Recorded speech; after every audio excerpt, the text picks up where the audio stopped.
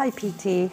I'm wanted to share with you a little message about how I chose the fabric and the inspiration and the prophetic word that the Lord gave me and showed me. So I wanted to share my inspiration for the worship mantle and the prayer blanket that I made. When I found that piece of fabric, it inspired me, and I liked the heaviness of it and the organic earthiness of that fabric and the neutral shades. And when I saw it, I was looking for a special piece that I could make a prayer blanket for it with. And so that material just caught my eye in that it was kind of like earthy and organic and natural fabric, not really glamorous or blingy at all.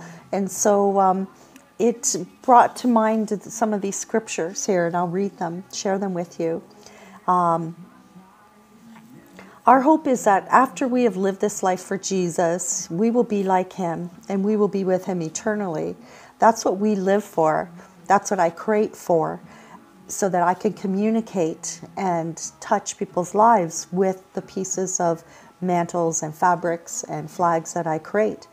This requires that we don't focus on things on the earth, but that we have our eyes set in the heavenly places. I chose these two types of fabrics. First, the material for the prayer blanket, as it reminded me of an earthy, organic feel and texture, kind of plain, not really blingy like a lot of my things are, or colorful either, but reminding us of where we come from and where we are in this world. The subtle shades of ivory and neutrals in the prayer blanket, and then the ivory soft blend of the wool with a little bit of silk for the prayer mantle, reminds me of focusing not on things of the earth, even though we are here and it's rough and it's plain and it's very earthy and natural, but having our eyes fixed in heavenly places. Even though we may still only see at what first seems to be earthly, we are not to look at the things which are seen, but the things which are not seen. For the things which are seen are temporary, but the things which are not seen are eternal. As it says in Colossians 3, 1-2, if you were raised with Christ, seek those things which are above, where Christ is, sitting at the right hand of God. Set your mind on things above, not on things on the earth.